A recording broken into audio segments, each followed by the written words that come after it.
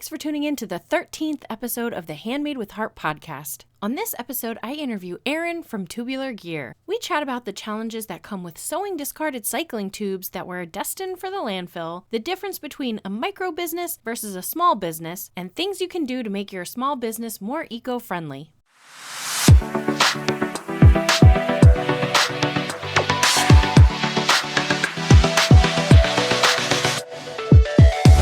Hello, everyone. Welcome to the Handmade with Heart podcast. I'm your host, Dana, and I own the small business Scrappy Stitch. Have you ever wanted to know more about some of your favorite small businesses? Follow along as I interview other creative small business owners. We'll talk about getting started, what an average day for a creator is like, tips and tricks, and of course, everything is handmade with heart. Hey, Erin, welcome to the podcast. Hi, how are you? Good. Why don't you go ahead and introduce yourself and tell us how you got started? My name is Erin, and I'm the owner of Tubular Gear, which I started in 2015, probably within a year after leaving teaching art and having my son. So I was upcycling a lot of random stuff, and I came across a box of bike inner tubes and kind of started working with those, and the products were selling. So that's how I kind of decided that this is the route that I was going to take and the materials that I was going to work with. That is so cool. I absolutely love your shop name. I love the play on words. I think it's so much fun. How'd you come up with that? So some of the first products I'd initially intended on making were journals. I wanted to make a fake leather cover for journals. And then I had these narrow tubes and I made leashes. So it was mostly dog stuff at first. And so, my husband and I were talking. I'm like, I need a name for this. What do I do? And he was coming up with something with dogs, but I was like, I have a bigger vision for this. I was like, this has to encompass like whatever I decide to make. And so I was like, it needs to be something that can be like, if I decide to just shift constantly, which is exactly what's happened with my products, I'm like, I need it to be able to cover everything. So Tubular Gear worked, one, obviously for the tubes and tubular, but two, it kind of fell into this like silly throwback to when I was a kid, and I really loved like all the Ninja Turtle lingo that they used to use. And I was like, totally tubular. so in my head, I was like, oh, it's gonna be totally Tubular Gear. So it was very like dorky, underlying surface dorky. I love it. Thanks. So you like dogs, you like sewing, Yes. and you like cycling. So that makes you instantly my friend because that's like a small niche of people, I feel like. And when I came across your Instagram page, I was like, this is so cool.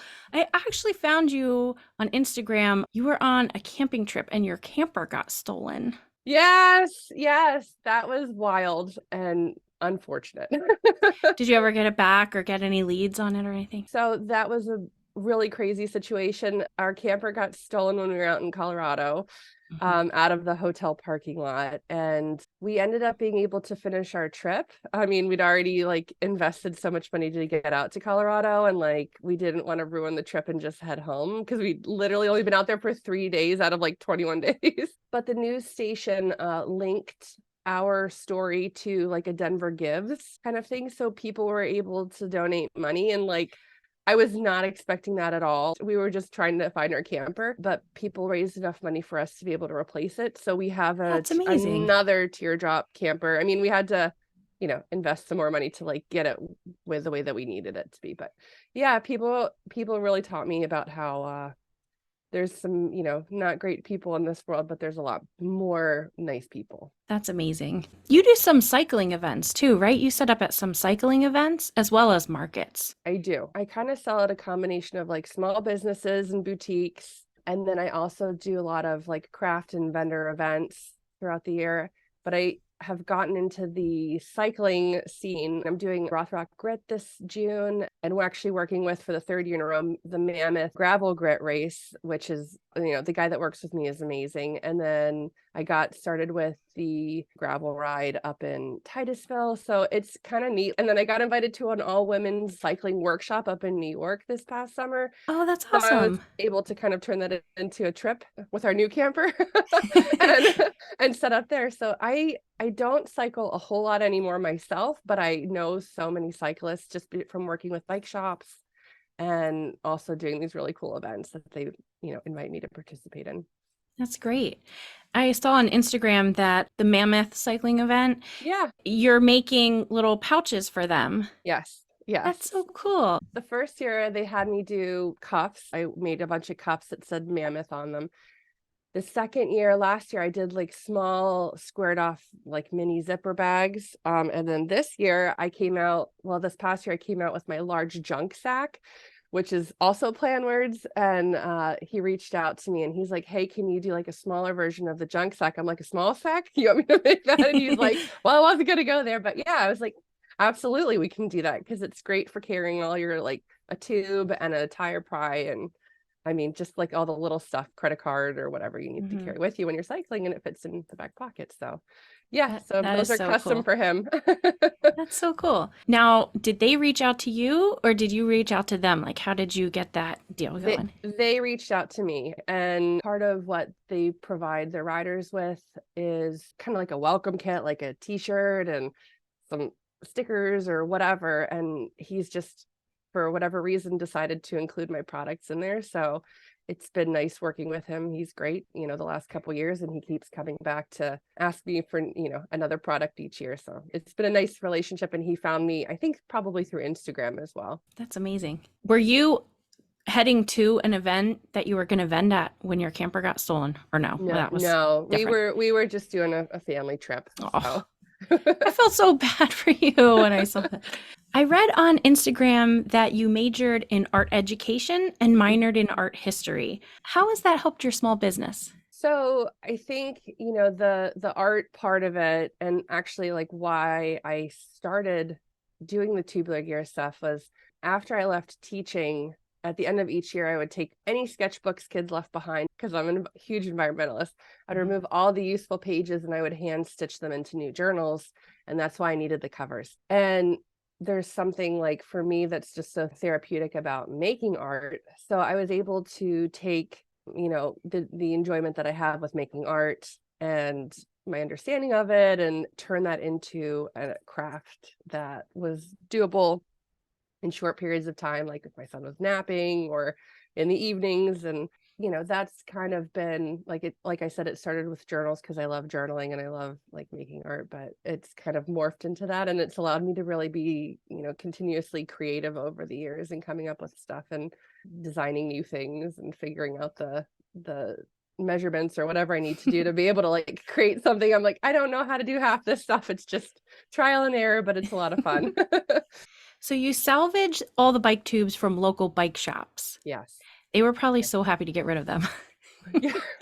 There is a very interesting phenomenon that happens with bike shops, and I don't think it's something that they discuss, but I feel like almost every bike shop, and I've worked with over a dozen bike shops, and a lot of them is just me showing up and being like, hey, do you have any tubes? And they almost all have like a random bin of tubes that are pops. And I'm not really sure why they just don't trash them immediately, but they just save them. Like, so Mhm. there's like a bin of tubes sitting. And the thing about bike tube rubber is it's a combination of rubber, but also chemicals.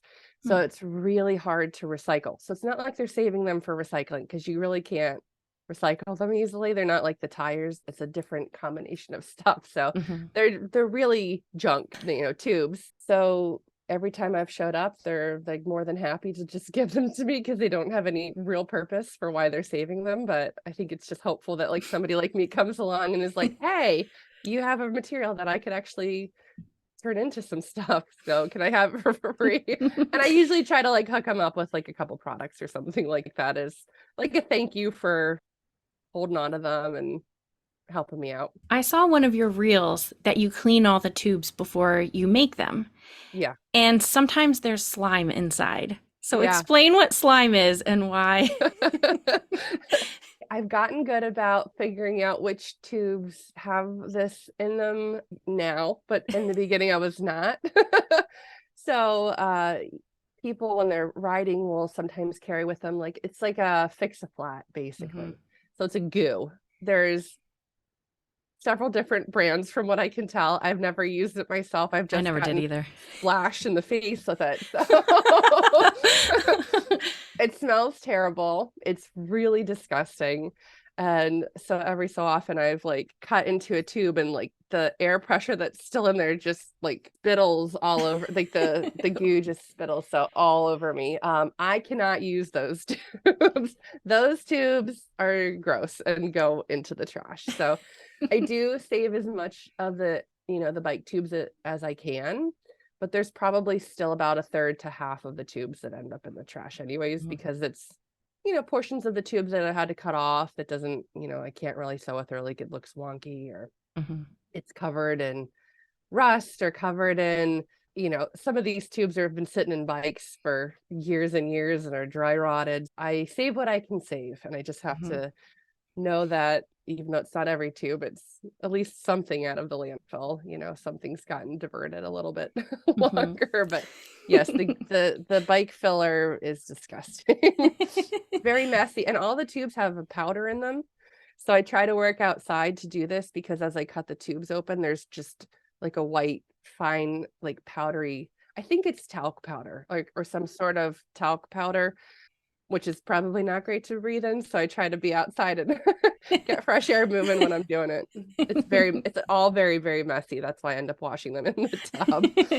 I have bike tubes that I've been saving for like 2 years that I was going to try to turn into a bag. Yeah. I just never did. You totally can, though. There's such a longevity to them, even when they're punctured. I mean, bike tubes are good for like 15 years or more. So, if you can use them for something, they're going to be fine. I mean, the ones that are dry rotted, I don't know what they've been exposed to or how old they are, but.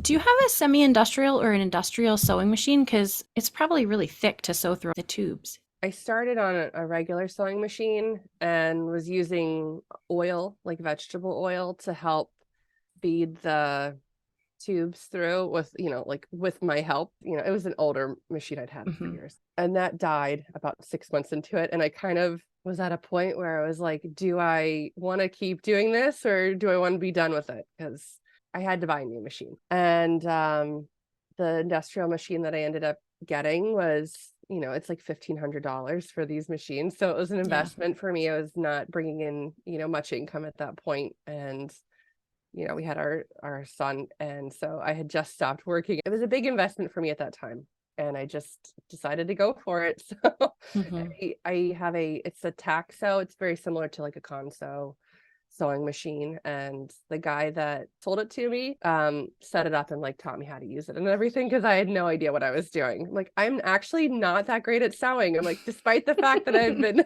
sewing for 8 years, if it's a straight stitch, I am good to go, but like anything fancy I can't do. So he was like, it just does a straight stitch. I'm like, good. I don't know how to do anything else, so we're good. What's the question you get asked most about your products? I mean, I get asked, where do I get all my tubes from? Because people can't like fathom that I have thousands of tubes sitting in my house. And I always like to joke. I'm like, well, I was like, I had to take out a lot of cyclists to get the tubes. The most common thing that happens at shows, it's not even like questions so much. Like, I literally have it plastered in my, booth, made from bike tubes, made from bike tubes, made from local bike tubes everywhere. And people will come into my booth and go, oh, leather. and I just wait and or and see if they can figure out what's going on. And then they go, oh, bike tubes. And then they go and find their friends, and then they drag their friends, and they're like, these are bike tubes. Like, so it's, for me, it's not so much the question, it's just this like moment of awe that happens. They can't believe that all the stuff that I have is all made out of bike tubes, and there's a lot of touching of my stuff. And then, there's some people will ask silly things like, do you make, and then they'll insert some random, like the most random question I got was like, can you make a sheep harness? And I'm like, no. I get asked about the sewing machine a lot. Like, do you have an industrial sewing machine? That's a very common question. Like, what do you sew on? And not a ton of questions about the products themselves, but more just like they can't believe that everything's made out of bike tubes. But once it dawns on them, it's fun. It's a really great idea. Did you have to develop your own technique of how to do it? Because like I said, I have those bike tubes, and I Googled and watched YouTube videos to try to figure out like, how can I work with these? And there really wasn't a lot out there. I've actually debated getting together with like the few other bike tube upcyclers. I'm like, we need to have a like get together and just like write a book on how to do this, because Yeah. as much as I'm doing, or as much as Green Guru or Alchemy Goods or Bicycle Trash DC, like there's like hundreds of millions of tubes going into the landfill every year. Like we're doing what we can, but it's not really as much as could be done if more people knew how to work with the material. So I did have to kind of like play around with it. I mean, the stuff, if I look back at my products from the beginning, I'm like, ooh, those are those are unique. But once I got the industrial sewing machine, it has a really heavy duty walking foot on it that's like clawed. And I mean, they're made for sewing like sails for boats. I mean, they're going to pull whatever the material is right through there. So once I figured that out and got the really good sewing machine, it's been a lot easier to work with. But I mean, I still reach out like to the Bicycle Trash DC, because the way that she works with her tubes is different than the way that I work with tubes. And so there's still a lot of tricks and stuff that I haven't figured out, or she doesn't use the same technique that I do, or vice versa. So it is a lot of trial and error. It's a weird material to work with because it is so not spongy, but like it has a lot of give to it. So there's certain things I think, oh, this is going to go so easy. And then I try to sew it, like wallets. I cannot, I cannot figure them out, because every time I go to sew it, it like shifts because it's rubber.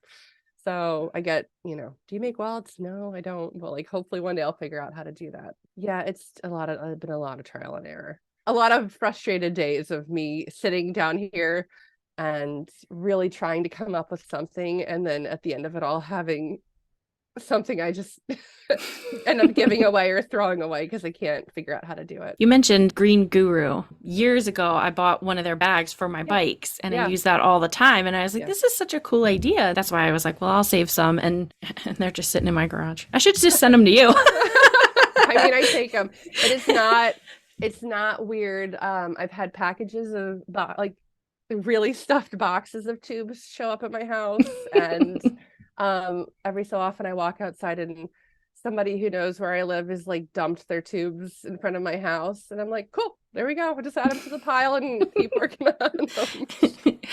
Something else eco-friendly that you do, I saw you have a deal with hoagie bags. Yeah. So to be totally open, my most recent amount didn't come from them because I couldn't get a hold of the guy. I've been working with one guy for the last few years, and I reached out to him a few times and didn't hear back. So I was like, okay, well, I need to get bags. So I ended up finding another company that doesn't include the cardboard in the middle. So it's like just, a little bit less paper use. Like it just, the bag ends and that's it.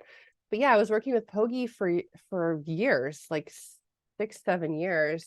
And I'd reached out because I'd been purchasing them on Amazon, but the largest pack came with a bag dispenser. And I'm like, I don't need that because that's what I'm actually using these for. So I said, do you do large bulk quantities, maybe at a discount rate? Like I was willing to buy like several hundred at a time, not just 30. And the guy's like, yeah. And he gave me a discount on them because he would send me the bags that had come in like damaged packaging or things that had been returned. So I would get 1, 2, 3 boxes with loose bag rolls in them, and they were oxy biodegradable. So, earth friendly. And I kind of decided very early on, I was like, if I'm going to do this to be earth friendly, I want it to be across the board as much as possible. So it wasn't a debate of like putting plastic bags and I was like, I'm going to do the most environmentally friendly thing that I can, which is getting an oxy biodegradable bag. And so, yeah, they've been great. I haven't heard from them recently, but hundreds of bags from them. So encouraging people to make good, healthy choices for the earth. So, do you have any other ways that you keep your business eco-friendly? Yeah, when I ship my stuff, I keep paper padded envelopes. If I don't have something that I can reuse, which I do save boxes, like a lot of small businesses that ship, but I purchase paper padded envelopes so that they can be put into the paper recycling versus bubble wrap mailers, which, even you can recycle plastic, but it's obviously like a little bit less friendly for the earth. So not saying paper waste is great, but it will biodegrade eventually and a lot faster than styrofoam or plastic will. So, I mean, I feel like there's swaps that we can make. And not everything's going to be perfect. I bought like paper labels to ship. I'm like, oh, if I can just cut out, the plastic tape that I have to use. And I'm like, but those the sticky paper things are stuck to plastic. Mm. And they don't stick. They don't even stick to the paper packaging that I have. Oh no. So do you So have to tape them down then? so then I have to tape them down. I'm like, I've actually created worse. But I'm like, I'm trying. I mean, that's Yeah. all you can do is like Yeah. everybody's making attempts to just do a little bit better. We can do it. When I order my ribbons, I actually order them in bulk from China, which I know is, I think about the like carbon footprint of that, but I think about it like I'm like the ribbons that I'm getting from Michael's or Walmart, I'm like, are also coming from China, but they also Right. have cardboard on them. I have to buy more of that, which is more paper waste and the more plastic. So for me, it's just like trying to find ways to purchase things in bulk quantities so that there's less packaging involved. Anything I do get that comes in plastic, I mean, I have areas in my studio, like there's trash, but there's also sheet plastic recycling and like hard plastic recycling. So I purchase my spools of thread in like they're $32 for a spool and they're huge and they come in this plastic thing. So those will get recycled at the end, but buying in bulk saves me from having to buy as many of them. Do you have any tips or resources for anybody who's looking to make their business more eco-friendly? I think anybody that's trying to be, more eco-friendly, just thinking about like how much of the things that you're using or purchasing can you buy in bulk? Can you purchase a more friendly option? Just thinking about like, I don't know if you've ever heard the story of stuff, but like everything that we purchase has a footprint before we even get it. There's waste created before we even get it. So trying to find ways to reduce that. Like when I do my shows, for example, a really simple thing is using paper bags. Or when people purchase stuff from me, I get paper bags versus plastic bags. And I see people that do plastic bags. They're beautiful. They have really cute prints on them, but the paper bags are all fully recyclable. And so I've, chosen to go with that instead. Right at the end of the show season, I purchased 3 secondhand suitcases because I am very tired of carrying the large bins around with me. They're really heavy. And I was like, I could have purchased a brand new rolling cart that would go with me. I'm like, but suitcases are going to work just fine. So I purchased 3, nice quality, but secondhand suitcases. And so those are going to be how I carry my products from, show to show. That's a From great here on out. idea. So I always try to do secondhand. I hit up Goodwill, like I needed a new bin. One of my drawer bins that I used for the bags actually broke. And so I went to Goodwill before I went to the store. So anything I can buy for my business, if I'm able to get it secondhand, I will do that first. And if I'm not, then I do purchase new, but I try to be as environmentally friendly as possible. That's a good idea about the suitcases. I never thought about that. Well, they've had the built-in wheels. I was like, this is basically what I need. And the Yeah. nice thing about, what I make is it's not breakable stuff. I mean, if I was a ceramic artist, definitely a different situation. I'm like, but all the stuff that I have can get tossed in a suitcase and thrown into the car and it's not going to be damaged. Do you ever wonder when you're working with all the tubes, like what adventures have this bike tube been on? Absolutely. Absolutely.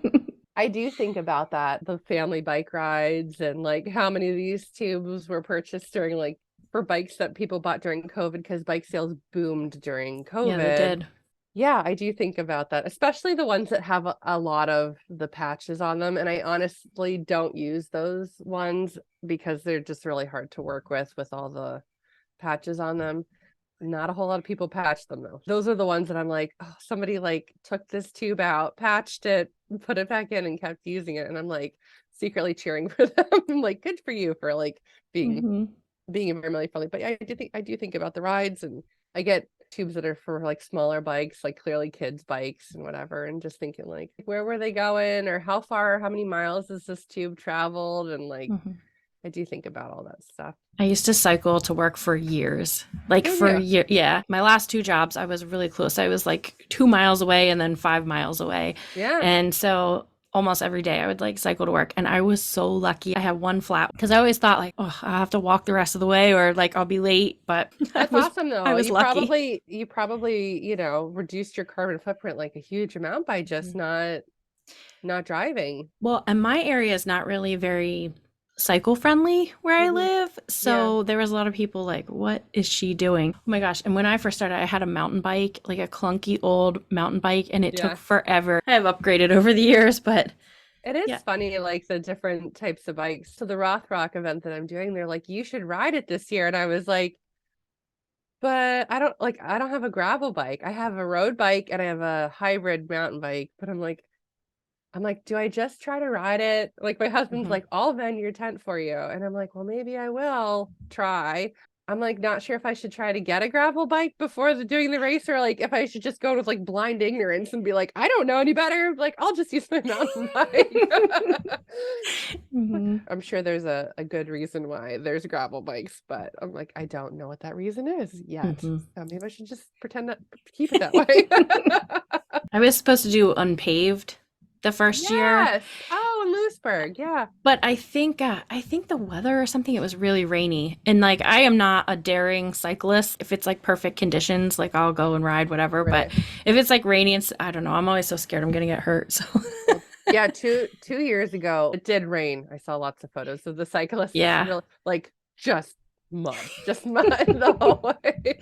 Looked miserable. Do you ever do any bike packing, Mm-mm. bike touring? Oh. So my husband used to be a cyclist before his accident. So he rode for VCU back in college, and kind of was the one that like inspired me to start riding. So before I had my son, way before Tubular Gear, I was riding road, Mhm. pretty regularly. And he was like, "You're a really naturally strong cyclist." And so I was doing that, as often as I could, but it was in Virginia, it was really hot. So like you had very limited hours where the sun was up and not trying to murder you from the heat. And my son, he'll be turning 9 here soon. And so he's just started getting into like being able to ride significant distances. So I think Mhm. we're gonna try to set some like longer goals and like try to reach, I don't know, like set a mileage for the summer and try to reach that goal. So I'd like to get back into riding again. It's been, years since I did it regularly, but Mhm. I haven't gotten into like the bike packing or anything like that. But I'm not saying I won't. I just need somebody else to go with me. Yeah. Yeah, yeah. I'll go with I love bike packing. I love it. I've been several Where do times you and where do you go? so I did solo. I did Harper's Ferry down to Yeah. Washington D.C. Okay. and then there's a couple places like out near me and it's not a very long trail and I've taken my nephew and Yeah. we'll ride and then there's like you have to ride on the road a little bit to get to the campground and then we'll cycle back the next day and oh Oh, my that's gosh, cool. I love it. I Do you love have it. like a two-person tent that you just Hmm. carry with you? Yeah, because originally I was into backpacking. Okay.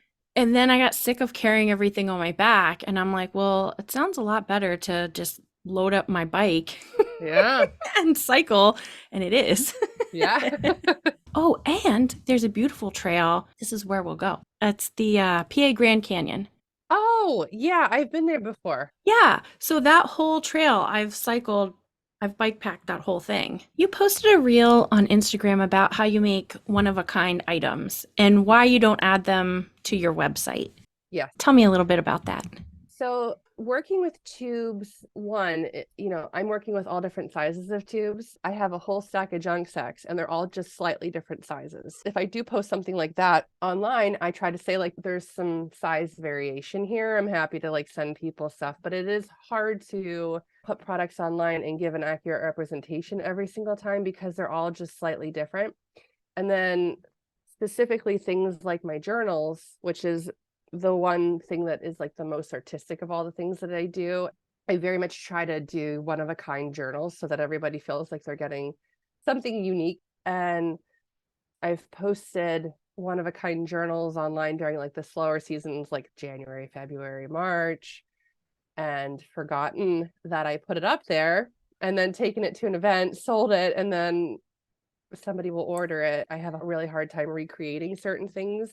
And part of that is it's not the tubes that I, can't recreate it, I also work with salvage leather. And sometimes I just don't have any more of that color or like that texture of leather. And so it's just really difficult to recreate something a second time. So I've tried to keep things that are very unique and one of a kind off of my website. I do post them on Instagram sometimes for sale and try to keep up with, just sold or available is a lot easier than me frantically trying to recreate something that I no longer have. I saw on Instagram that you also have gift boxes for sale. So Yes. that includes a leash, a keychain, a dog bag dispenser, and some dog treats. Yes, I had worked with a local woman.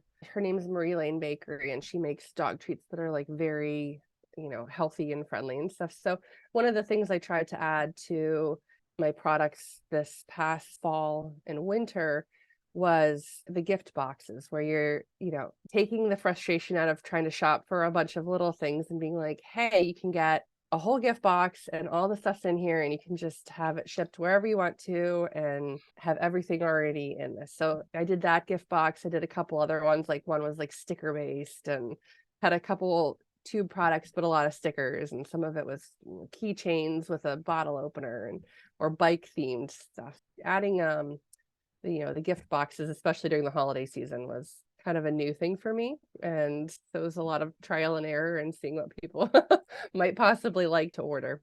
Who's your website through? GoDaddy. Oh, okay. So I have it through GoDaddy. I need to actually downgrade it because I'd done like the free trial. Mm-hmm. I'd been on Pattern through Etsy. On there, I wasn't able to say like I also have a Facebook and I also have an Instagram. I didn't really like how it looked. It was a really like simple design and it was kind of boring. So it's like, I'm gonna go back to GoDaddy. It was like supposed to be like $10.99 a month or something like that. But I got a 7-day free trial and they have my credit card. So my assumption, like with most things, is you do the free trial, and when the free trial ends, if you haven't canceled it, it automatically rolls into you're paying for it. They didn't do that. They just shut my website down. So it was like 2 weeks later, and I like went to go look at my website when I posted. I'm like, what? Like, on what planet? Like, do they not just automatically charge you? Like, everywhere automatically charges you if you don't cancel after the free trial, but apparently not GoDaddy. So then I had to get like paid, I don't know, $25 to get it reinstated. And then of course I'm like a ditz, so I like forgot to cancel it. And then they're like, you just got charged another $25. I'm like, this is not saving me the money that I thought it was gonna save me. I'm like, I'm not a website person. Right. Like, this is like a whole day of me spending, Right. or not a whole day, but like 3-4 hours of me like messing around trying to design this website. And then I thought I'd lost the whole thing. And I'm like, I don't know what I'm doing. And I have to call a GoDaddy. I'm like, somebody please help me.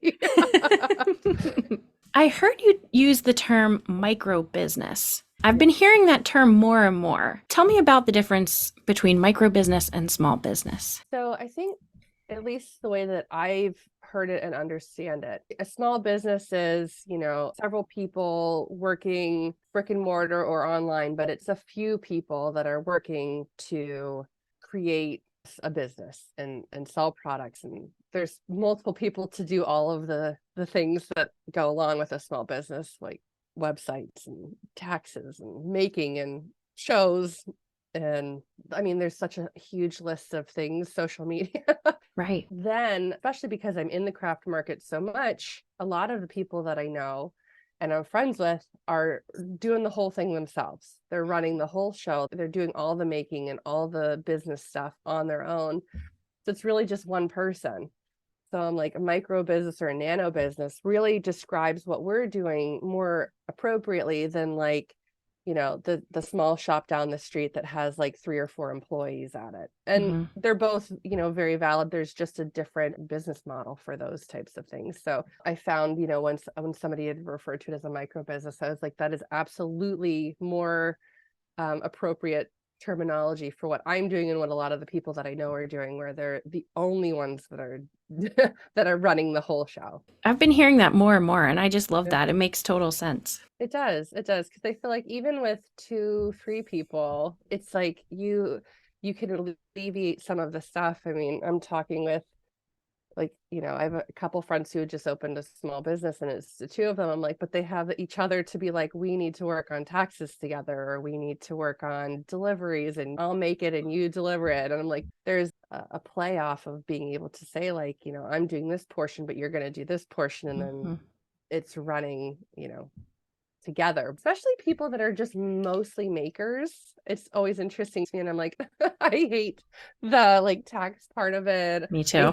I'm like, if somebody could do that portion of like the social media and like trying to figure out the website stuff, I wish somebody else would do that more. Because I just want to make this stuff. But yeah, when you're a micro business, you have to just kind of like wear all the hats at the same time. Did you sign up for MyPath yet? Did you switch from eTides to MyPath? I have not. No, I have a friend. I talked to her and I was like, the e-tide system is just was so confusing. And I had to pay somebody last year to like help me navigate that. It's very different than when I started when I was in Virginia. Virginia was like one form online, you filled it out, they told you how much you had to pay with the e-check and you just signed your name and that was it. And like e-tides was overwhelming, so I had to pay somebody to like help me navigate that, and then it changed and I was like, I can't even look at it. Like somebody needs to come over and help me. So a jewelry maker, she's like, I'll come over and help you and we'll have wine and we'll just work through it. And I'm like, okay, nice. you. Good. So. Yeah, I had a little trouble initially trying to sign up for it. Like it wouldn't accept my revenue ID number and all that. And I was like, what the heck? You have to verify your business. And whatever I was putting in there, there's like different options that you can click. It wasn't accepting anything until I finally put your previous amount, like that you've paid in your sales tax. Yeah. It can take up to the last 5 amounts. So I put like the second to last amount in there. And then it was like, oh, okay. And it pulled everything over. I'm like, oh my gosh, why was it so difficult? I don't know who designed these systems, but I'm like, it doesn't need to be this hard. So when I moved here, I actually had a Pennsylvania transient vendor license, which like I feel like actually most accurately describes what I'm doing. Like I'm a transient vendor that goes and sets up randomly around the state, but it only applied to people who were out of the state. So I had to get rid of my transient vendor ID before I could even sign up for the appropriate one. And of course I went through that whole thing, and then like I get to the end, they're like hotel occupancy. I'm like, I don't know how I ended up here. So that was very frustrating. And I went to like the small business people for help. I reached out to Launchbox. I reached out to Springboard. I'm like, nobody was helpful. So anyways, it's just been, I just don't even want to like look at the new. I haven't looked at it yet. I just haven't. Like I'll just go back and fix it. I'll just go back and fix it. I'm not worried about it. What's your favorite part about having a small business? My favorite part about it is honestly the freedom to do as much or little as I want to do. I'm really very privileged to have a husband that can like support the house and stuff. Like this is my way of contributing to bills and groceries and activities for my son and stuff like that. But we're in a unique situation where, we've discussed me going back to a full-time job at some point, but I can keep doing this if I want to. Like as my son's gotten older, I've been able to devote more time to it. If I'm not feeling well, I don't have to work that day. Or if my husband needs help with stuff, or if we want to go on a trip. Just this past year was the first time that I started incorporating trips into like what I was vending. So I did the Hummelstown Criterion, and then we zipped over to Hershey the next day, and the sales that I made at Hummelstown was enough to pay for the hotel and for my whole family to go to Hershey for the day. So it was like a wash at the end of it, but I'm like, this is nice. Like we were already down here, we can make a trip out of this instead of having to like make an extra day trip. Like we're already here. We did the same thing when I did the women's cycling event workshop up in New York. It was right off of Lake Chautauqua, and we were able to, we camped for a couple of days, and then we went to the lake, and it was beautiful. And we went to, I don't know, like an amusement park I don't know, it's the oldest amusement park I've ever been to. It was so fun. Like it was really fun. We've been able to turn some of the traveling stuff into trips. Last year I really pushed myself. I mean, I did 24 events last year.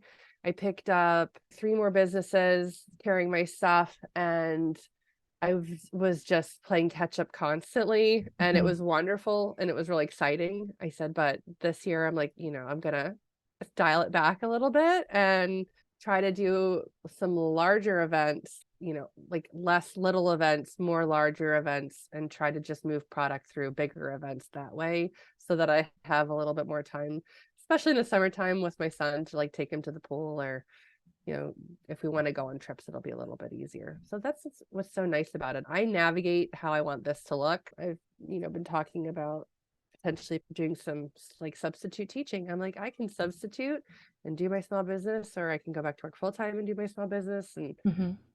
it's flexible and it's nice. So 2 of my best friends are together in the business, and at 10:30 at night, she's like, you want to chat and work? I'm like, absolutely. So we get on FaceTime and we work for a few hours together, and so I can work in the nighttime. I can work through the night if I want to. It worked during COVID. I was able to teach my son from home and then work at nighttime.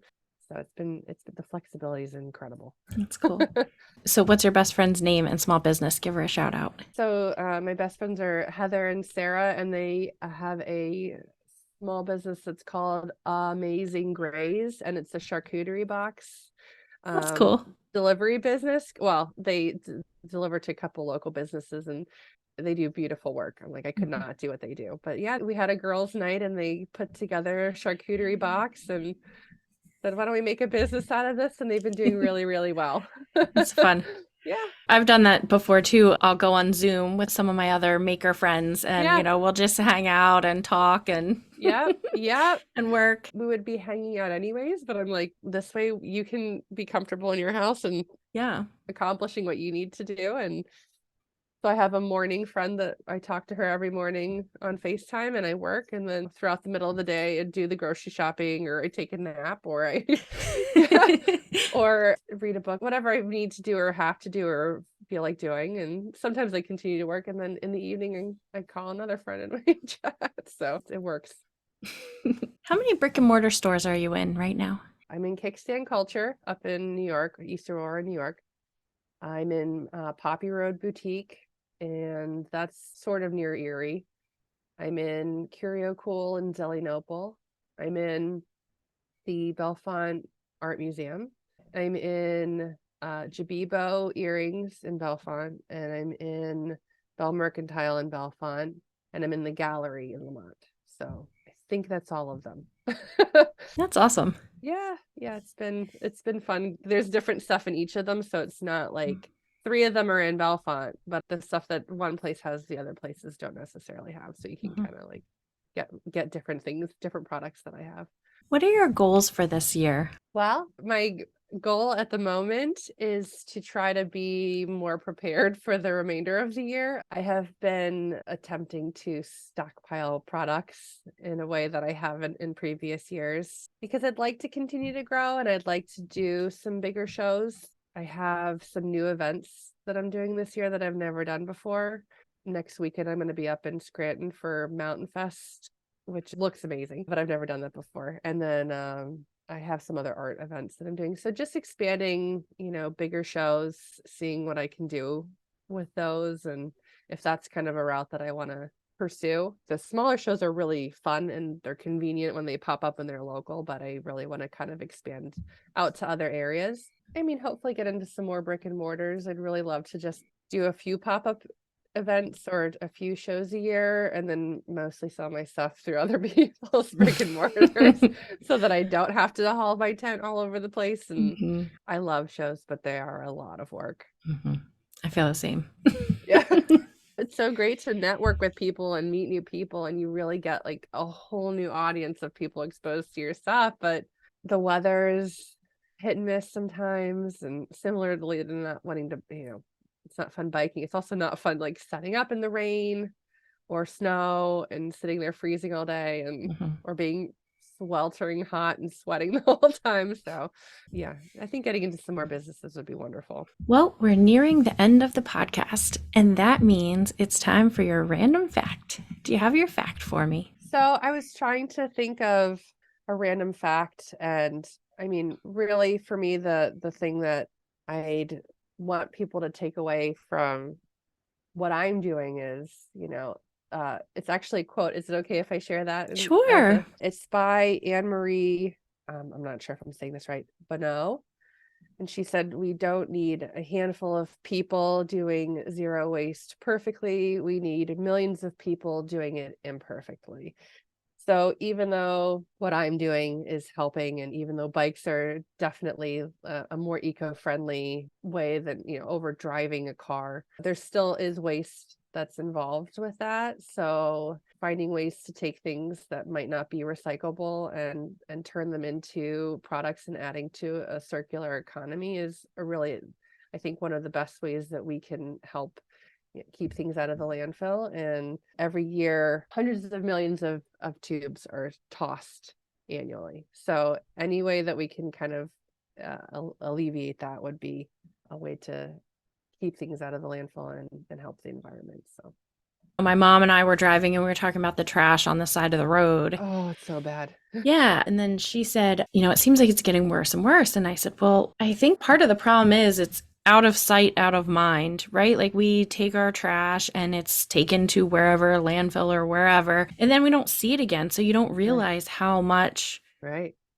Trash you're throwing out and how much it's out there. Somebody said once, we say we throw stuff away, but there is no away. Mm-hmm. It's still sitting there. The first toothbrush you ever use is sitting in a landfill somewhere. And so, for me, like, this isn't just a business, it's like a lifestyle. And going environmentally friendly is not like you can't just like do it all at once. It's a process. So it's small swaps that add up over time to being something. And I'm like, that's why I say, like, yes, we need big companies to make significant changes if we're going to really like affect the environment, because we're really just producing so much waste at such an exorbitant rate at this point. But it doesn't mean that we can't make our own impacts in our own worlds. All right, Erin, it was wonderful having you on the podcast today. Thanks so much for joining me. Thanks so much for having me. I appreciate it. It was great talking with you. All right, I'll talk to you later. All right, bye-bye. Thank you for listening to this episode of the Handmade with Heart podcast. Don't forget to follow Erin at Tubular Gear, and you can find me at Scrappy Stitch and the Handmade with Heart podcast.